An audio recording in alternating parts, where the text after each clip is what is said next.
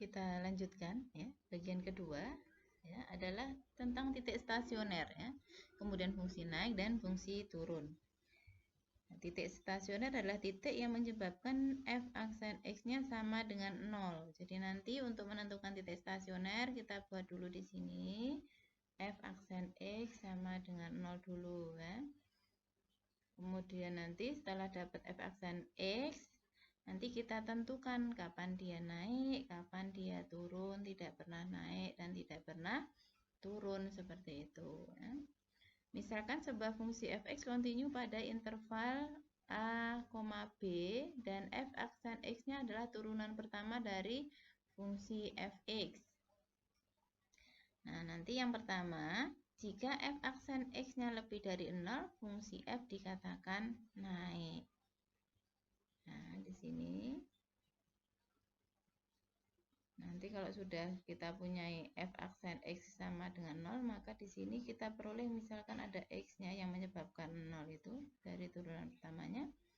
Nanti kalau f aksen x-nya lebih dari 0 ya, plus misalkan di sini ya, maka nanti dikatakan bahwa dia akan naik begini. Nah, naik. Di x-nya ini dia stasioner ya. Kemudian turun itu kalau misalkan di sini x, kemudian di sini tandanya kurang dari ya, kurang dari, misalkan di sebelah sininya yang kurang dari, maka nanti setelah stasioner ini dia turun gitu ya. Kemudian jika f aksen x-nya sama dengan 0, dikatakan fungsi f tidak naik dan tidak turun atau stasioner ya, diem ya di tengah. Pas x ini dia tidak naik, tidak turun karena sama dengan 0. Kemudian jika f aksen x-nya lebih dari sama dengan 0, dikatakan dia tidak turun. Lebih dari sama dengan 0 itu begini maksudnya. Dia bisa yang lebih dari yang atas ini, yang bagian A digabung dengan C.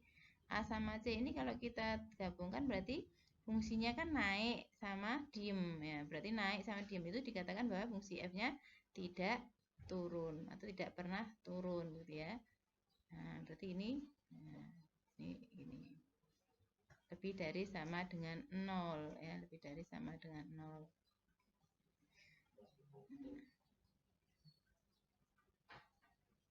Lebih dari sama dengan 0 berarti tidak pernah turun atau dia naik terus gitu ya.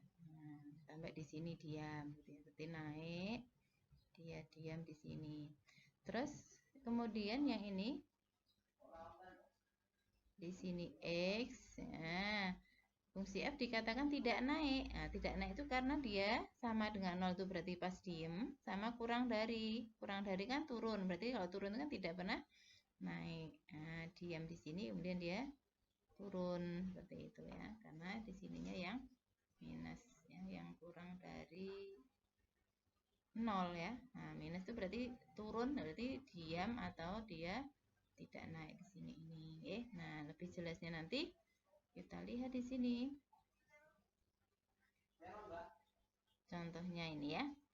Misalkan ini grafik dari fx sama dengan 2/3 x pangkat 3 min x kuadrat min 12x plus 20 naik pada interval berapa? Ya ditanyakan pas naik. Nah, tadi syaratnya naik adalah apa?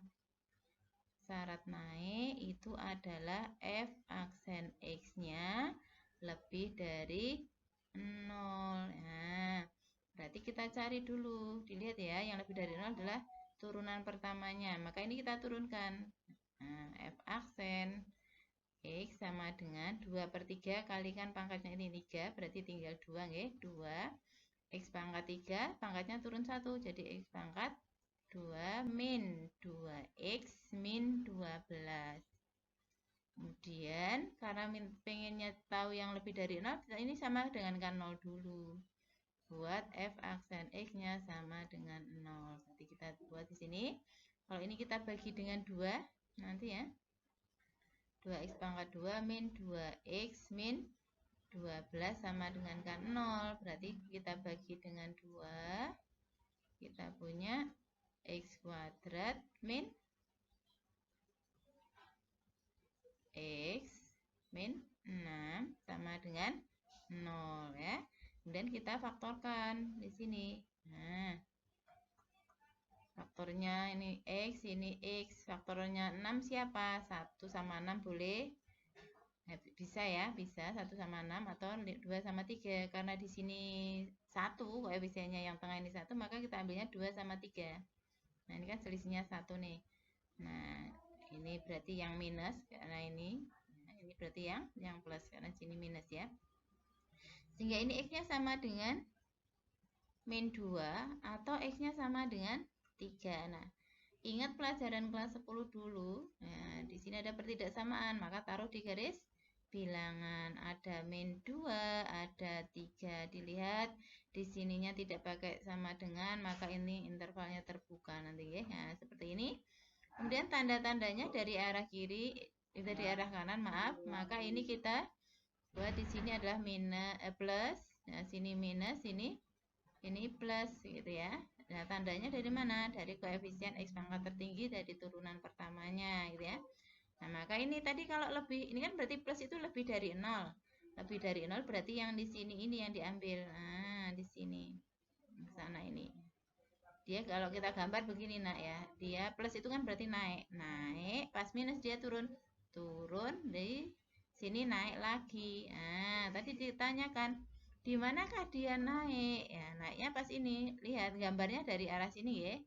Nah, gambarnya dari arah sini, dari kiri. Kalau ngasih tanda dari arah kanan, gambarnya grafik dari arah kiri. Berarti dari ini yang kurang dari min 2 dia naik. Kurang dari min 2 naik, berarti ini nulisnya X-nya kurang dari min 2 atau kalau terpisah tempatnya ini atau pakainya X lebih dari 3. Jadi jawabnya adalah yang C. Di sini kan naik. Nah, naik di sini lebih dari 3 juga naik ya. Itu untuk soal yang pertama. Selanjutnya soal yang kedua kita lihat. Grafik fungsi fx hanya turun pada interval X-nya lebih dari min 1 dan X-nya kurang dari 5. Maka nilai A plus B-nya berapa? Nah, di sini ini maka kita buat syaratnya turun itu apa? Syarat turun itu kurang dari 0 turunan pertamanya. Nah, berarti kurang dari 0.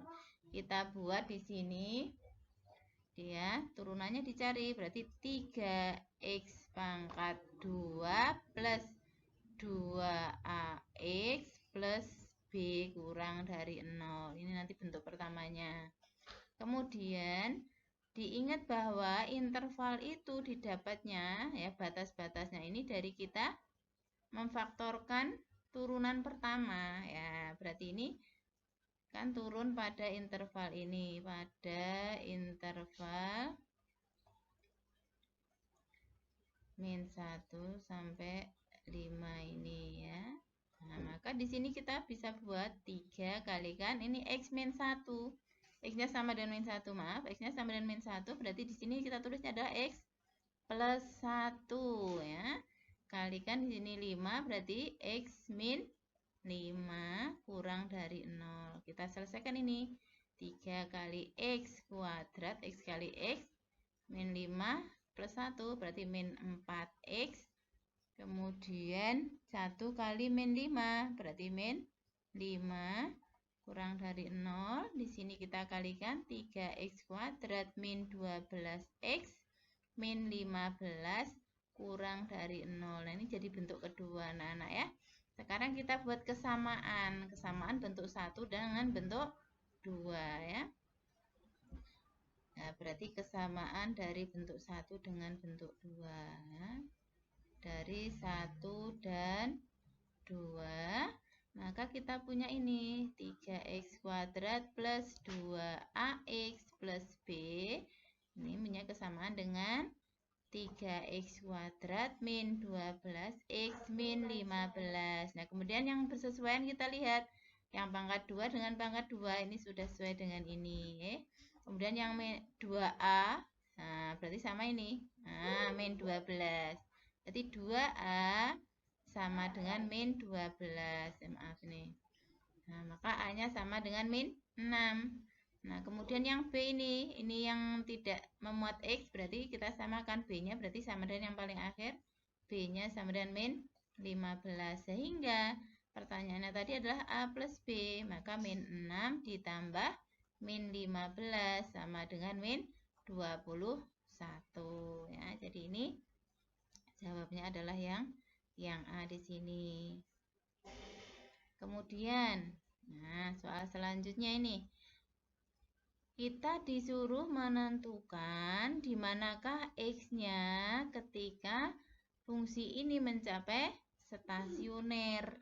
Nah, maka kita buat turunannya juga F aksen X sama dengan 0. Ya, selalu ini kita buat ya, untuk menentukan stasioner.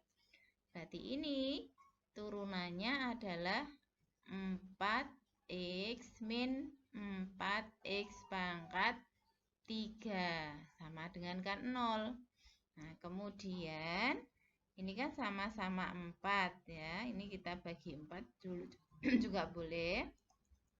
Sehingga kita punya X min X pangkat 3 sama dengan 0.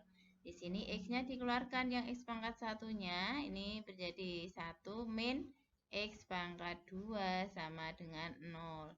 Kita faktorkan sekarang X kali 1 min X kalikan 1 plus X sama dengan 0. Sehingga kita punya X-nya sama dengan 0 ya, yang di sini. Atau yang di tengah ini X-nya sama dengan 1. Atau yang paling kanan ini X-nya sama dengan min 1. Jadi 0 min 1 sama 1 ini yang akan menyebabkan Fx mencapai stasioner. Sehingga jawabnya adalah yang A. Nah, misalkan ada pertanyaan tambahan ini, tentukan nilai stasionernya. Nah, nilai stasioner yang ditanyakan adalah nilainya. Nah, ini tadi kan X-nya yang ditanyakan, maka kita punya ini jawabannya. Kalau ditanyakan nilai stasioner, ya kita cari F0-nya berapa ya? F0 berapa? 9 ya, 9 ya. 9 tambah 0 kan jadi 9. Kemudian cari juga F1 ya. F1-nya berapa? Masukkan ke fungsinya. Berarti 9 ditambah 2 kali 1 dikurangi 1 sama dengan 10 ya. Ini nilai stasioner untuk X sama dengan 1. Kemudian terakhir cari dulu juga F-1-nya. Masukkan ke rumus ini ya, jangan ke sini ya. Nah, ini berarti 9 plus 2 kali min 1 pangkat 2 kan 1. Dikurangi min 1 pangkat 4 berarti kurangi 1 sama dengan 10. Jadi nilai stasioner adalah 9 dan 10 ya. Nilai stasionernya ada 2, 9 dan 10 ini. Nah, kemudian ditanyakan lagi titik stasionernya di mana gitu ya, titik stasioner. Titik stasioner itu ingat, titik itu mesti pasangannya X, Y, absces, ordinat. Maka titik stasionernya kita punya 0,9, kemudian 1,10 dan min 1,10 ya, dan min 1,10 ini. Oke, ini untuk titik stasioner. Nah, nanti setelah ini kita akan pelajari tentang titik stasioner dan jenisnya ya. Jadi bedakan antara X yang menyebabkan stasioner, kemudian nilai stasioner dan titik stasionernya. Ya, jadi masing-masing ini berbeda ya yang ditanyakan. Nah, ini dipahami terlebih dahulu. Nanti kita lanjut kembali.